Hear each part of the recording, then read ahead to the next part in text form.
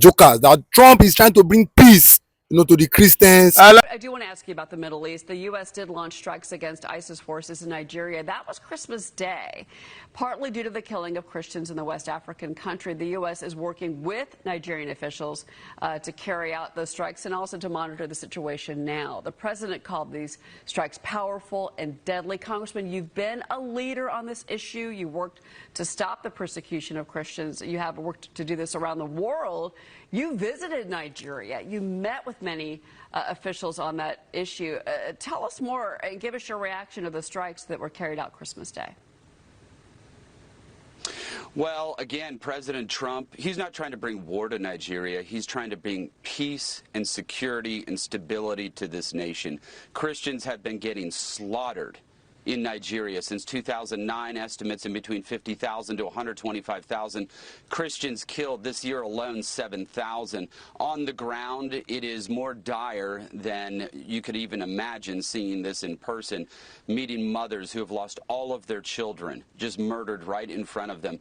600,000 alone just in Benue State are living in IDP refugee camps, a state of 6 million people, and nearly 90% of that population of that state are Christians. So this strike has certainly, I think, given hope to the Christian populations of Nigeria, but also the people of Nigeria just writ large who are suffering under ISIS, Boko Haram, and most importantly in that Middle Belt region where we have these Fulani Islamic militants that have been driving Christians off of their ancestral homeland. But as we've heard, this is just the first step. There's many more to come, and as you just stated, this was in coordination and cooperation with the Nigerian government. They have done a lot in terms of confidence-building measures to make us feel like this is going to be successful. Jokers, that Trump is trying to bring peace, to the Christians. Let me tell you, the people that are actually anticipating war, from America, administration of Donald Trump to Nigeria is, let me tell you, the Sultan of Sokoto, Gumi, Mudi Sharif, Muhammad Buhari's, kinsmen, then Bola Ahmed Tinubu administration, they have actually embraced the war. They're supposed to brace it up. Why? Because we've seen that the people that are supporting Christian genocide in Nigeria, they actually wanted war. Yeah.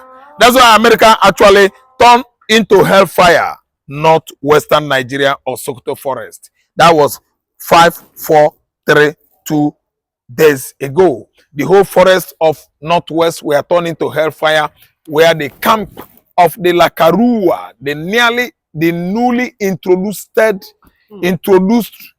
terrorists begin to wax strong, thrive, and increase in their large numbers. That was prior to Christmas Eve. 1 p.m. 1 a.m., 2 a.m., 3 a.m., early in the morning of 25 December, Trump actually commenced a precision war from U.S. War Department of Pentagon, Washington, USA, and they actually won.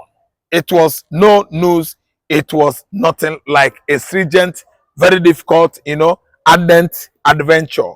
It is just like chewing gum, ABC, as easy as ABC. And the whole gathering, reconvening of the terrorist group in the northern region actually were annihilated, brought to down zero by American War Department because they launched like Tomahawk, a dozen, 12 in number.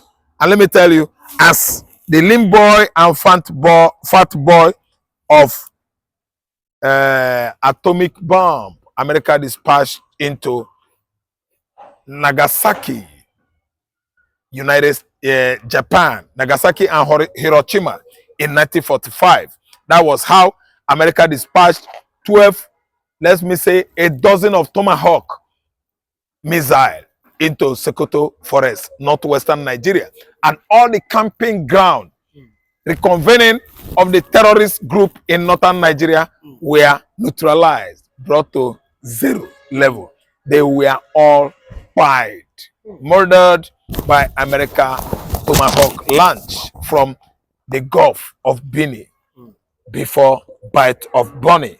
They sent all this from their warship off the coast of Guinea into northwest, over 800 kilometers. What are we saying?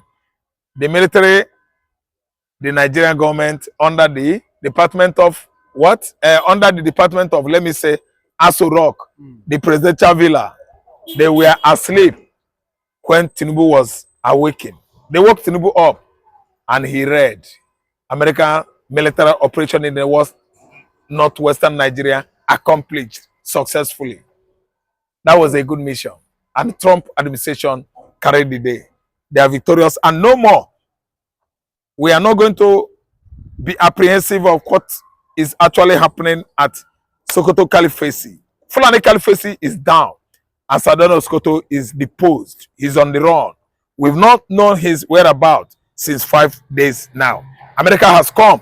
And all the sponsors, people funding insurgency in the northeast, northwestern Nigeria, even in the mid-belt, they are all absconding one by one because America, Donald Trump, Mr. Truth, has come to actually accomplish his job. He recognized Jerusalem, and there was no other American president that actually did that in history. Trump has actually made a record that he and all his kinsmen will be very, very proud of many years to come in history. But some northern elders are in, they are crying, they are in panic. They said Tinubu allowing US to strike, and cause they said it's common. According to them, they say it's commotion, that this will finally bring the division to Nigeria if Tinubu allows the US government and Trump continue to invade on our sovereignty. Do you agree with this notion? That's the final collapse of Sokoto Caliphate. That is the final collapse of Sadano Sokoto's palace. That is the final collapse of Fulani Emirates in Kanu and the Caliphates, Sokoto Caliphates or Fulani Caliphates, that actually started in 1804 when Osman Danfodio, their great grandfather, started stretching his hand, across southwest, southeast, mid-belt and Nigeria, converting all the Hausa locals from their traditional worshiping into Islamic ideology and belief. And today, no Hausa tradition is remained in the north. The whole Hausas have been converted to Muslims. Abomination. Alo. The Hausas, they are good people, Christians, traditional worshippers who actually respected God of the land, God of the whole heavens. They had name for God, Obangeji. Obangeji is the name that the Hausas call the God of Abraham. They don't know the God of Medina, the God of Allah, the God of Fulani, Yemen, and Iran, and Arab. The God that the Hausas were worshipping before the inception of Ottoman Danfodio, the first jihadist that actually colonized the entire Sahel country of Mali, Niger, Senegal, Burkina Faso, Ghana, and so on and so forth, is Allah. But the God that the Hausas know is Obangeji. Today, Obangeji is gone. We don't hear about Obangeji in the north.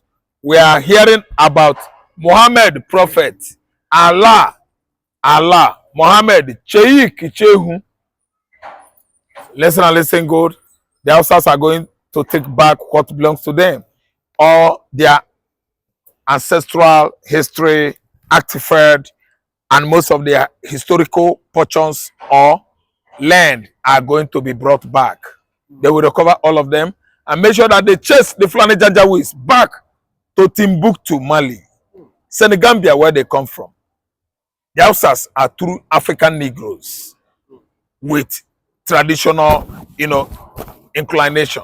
All the remnants of the African tradition, Hausa man tradition, they are going to bring it back and turn their back on Islam.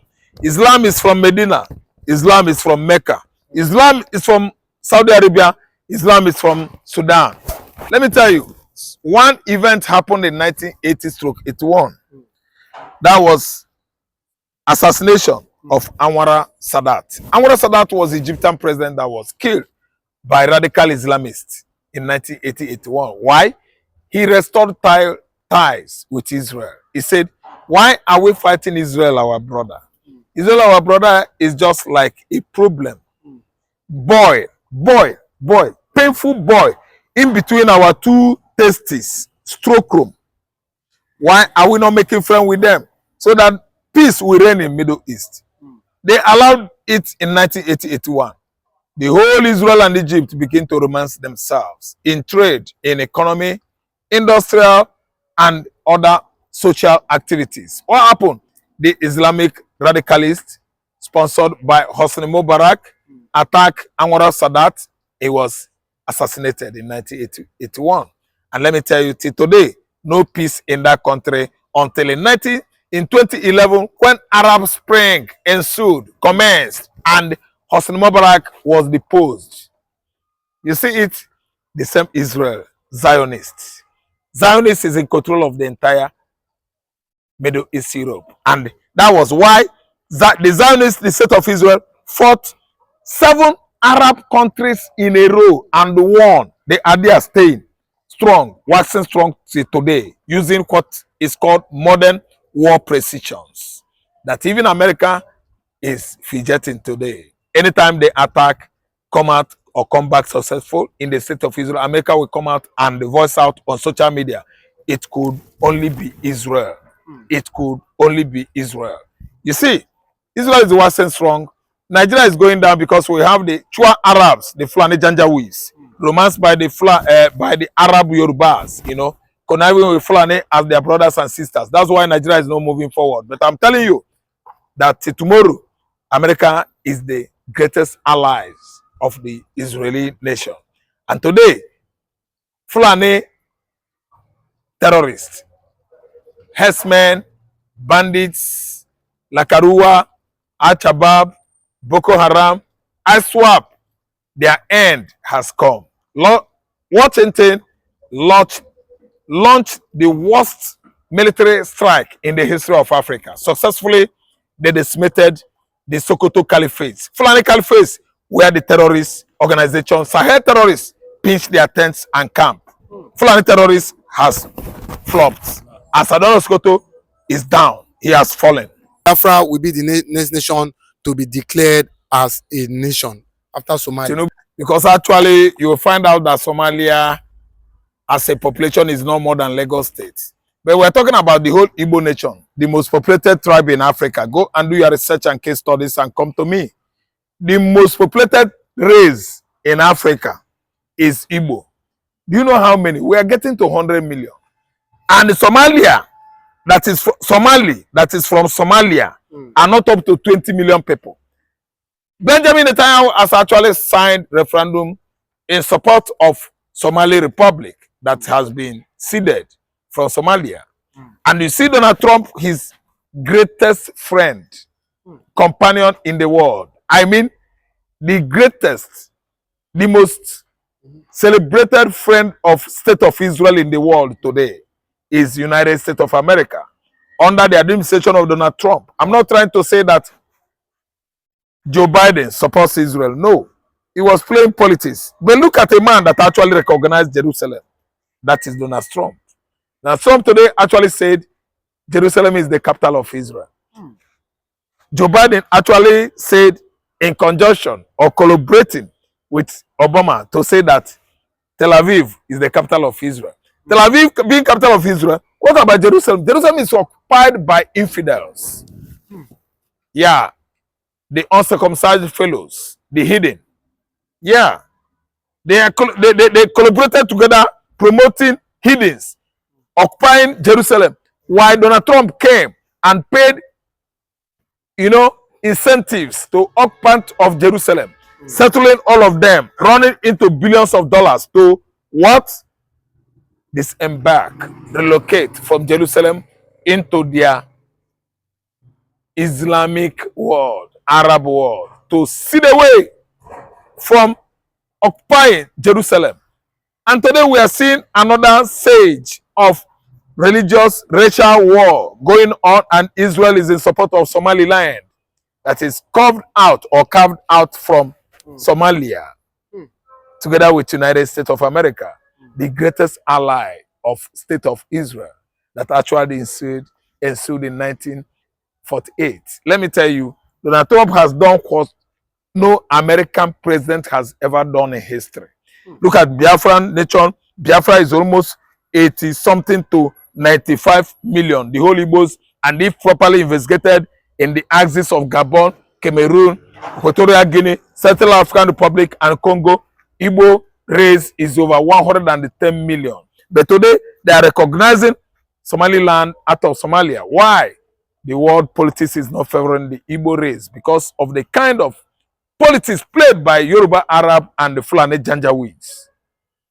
Somalia, if actually seeded away, Somali from Somalia, Biafra should be the first race, the first tribe that should be carved out of Federal Republic of Nigeria. Willy-nilly, if Tinubu wants it or not, if Gbajabiamila and Bayo Ononuga likes it or not, they are going to hit their heads on the rock because Igbo country, Biafra sovereignty is for sure. And there's nothing anybody could do about it. Let me tell you, Israel has actually signed Biafra recognition certificate. A lot of you disagree with this. They say, when was this? They disagree. They said no. Thank you.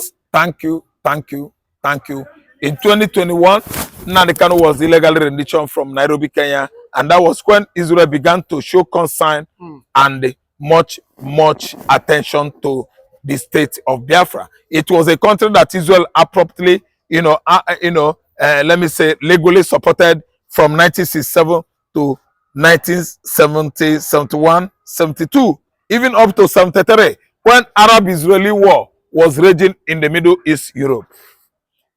Are you much not history blind? Let me educate you about what I mean by Middle East Europe. Arab countries are Egypt, Morocco, Algeria, Tunisia, Libya. Are you listening to me?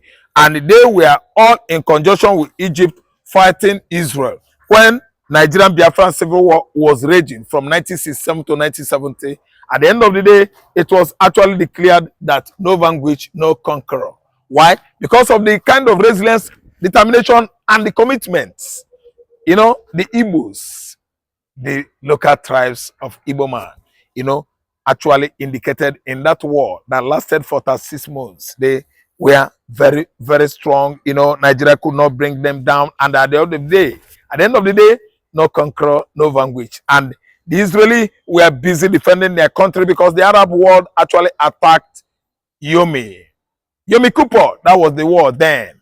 And Yom Kippur proving to be a very strong woman, Israeli prime minister that fought Israel to stand still, rounding and circling the fought Egyptians, to the standstill, actually circled the Egyptians in the middle of deserts, announcing to the United Nations to come to rescue Egypt, or else there would be no Egypt again. The whole United Nations actually sent their, let me say, delegates across to the state of Israel begging for Israel to forgive Egypt, or else there will be no Egypt on the map of the earth again. And what happened was that Yom Kippur War, Israel won. The Arabs, the entire Arab nation actually reclined or retreated from the war of 1970, 72, 73, Arab-Egyptian war, Israel-Egyptian war, Arab-Egyptian war against Israel. Israel won. And today, that's why they are standing Gidigam, the strongest state in the middle of the enemy in Middle East Europe, where Israel fought at least from 7th October 2023 till date. 7 good Arab countries: Syria, Yemen, Qatar, Iran, Iraq, Lebanon, Palestinian. They won. The state of Israel is heaven on earth. Why? They are the most chosen, nation among all the countries of the world. I mean, the state of Israel, and they proving it actually to Egyptians when they actually exoded from the land where their forefathers were sustained during the time of Jacob in the Middle East Europe, until they exoded into the promised land. And today, they stand the chances of being the most strongest nation in the world. Listen, their best country or nation friend is America. Listen and listen good. Somali nation is coming and Biafra is coming. If Israel actually sign it, Nnamdi Kanu is coming out. Biafra nation is sitting away from Federal Republic of Nigeria. That's the victory to the Igbos, to the Biafrans, to Mazen Nnamdi Kanu, and all of us. The Nigerian armed forces are being offered help from Donald Trump. So difficult are they finding it to protect their own people from ISIS and its chapter there, Boko Haram. So the Nigerian military can be spared to go and attack their neighbor, but they can't keep peace and stop ISIS in their own country. What kind of president is that? Well, it's a good question. I mean, Tinubu has very long-standing ties in the United States. Max Blumenthal and David Hundeyin, who's the latter is a Nigerian journalist, very famous, did a brilliant piece on Tinubu in the Gray Zone. Everyone should read it, about Tinubu's ties to cocaine trafficking networks in Chicago in his earlier years. So this is the type of guy that we're dealing with, in bed with the CIA, in bed with all these drug narco trafficking units. But of course, the West backs up the real narco terrorists like Tinubu, who, as you point out, are ignoring, I would say, the assault on their sovereignty by Western-backed terrorists like Boko Haram. Also now, JNIM, another terrorist organization linked with al-Qaeda, has also entered into Nigeria. They have been causing a lot of chaos in Mali, Burkina Faso, and Niger the past few years.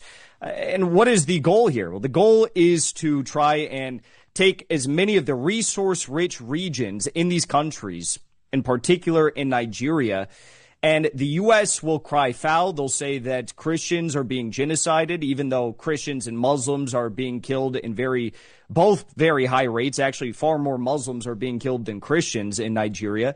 And then Eric Prince or some other private military contractor will get to send in their mercenaries to Nigeria, and they will take up all of the resource-rich land, the mineral-rich land, the gold-rich land in Nigeria, and illegally steal all of the resources. As for the question of why can't he do anything about this threat in his own country in Nigeria, but he launches all these airstrikes or these planes in Benin the moment there's a coup, there's a simple answer for that. President Macron of France gave a call to Tinubu today under the guise that there was a new offensive led by the Boko Haram terrorists in Nigeria.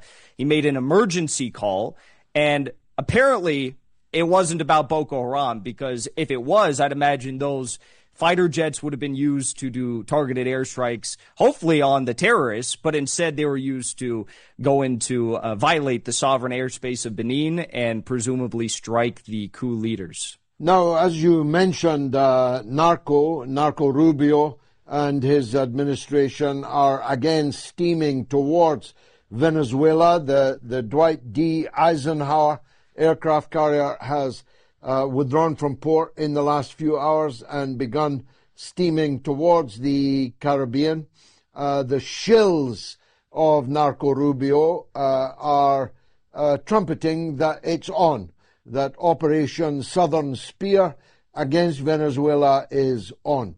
Is that your take, and what's likely to happen next? Well, I'll just say it's incredible. Lara Logan, who is a Trump insider, very close with all the Trump administration bigwigs, is, as you just said, tweeting out that Operation Southern Spear is on. This is the U.S. Illegal war that they've been drumming up for months now, or 7-8 weeks now at least.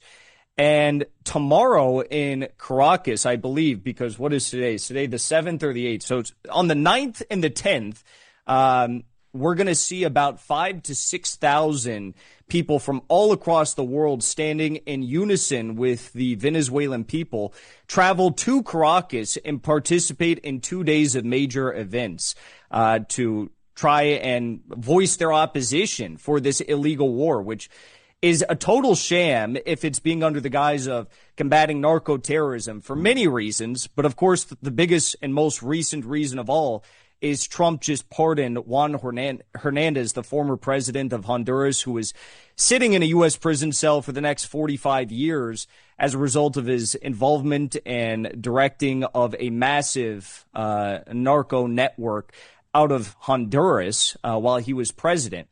So I can't believe that they would begin this operation right now at a time when 5,000 to 6,000 people from all across the world are going to be there. I wish I was there with all of them right now. I wish I was in Caracas. I know we have some mutual friends that are there, and all I got to say is I'm praying for everyone's safety, the Venezuelans and those who are traveling there in defiance of the U.S. war hawks. Well, that's two big enchiladas. Let's go to the biggest of the enchiladas, the current state of affairs in the NATO-Russia war. I've been listening all day to Donald Trump Jr., for example, who's a remarkably eloquent critic of the Ukraine. He said, and I quote, Ukraine is fantastically more corrupt country than Russia. I've been listening to Tucker Carlson saying he hopes to go back to Russia because the last time he was there, I can only describe it as magnificent. The statement even of General Kellogg, who's on his way out, all seem to indicate that the Americans are going full steam ahead to get a framework to bring the war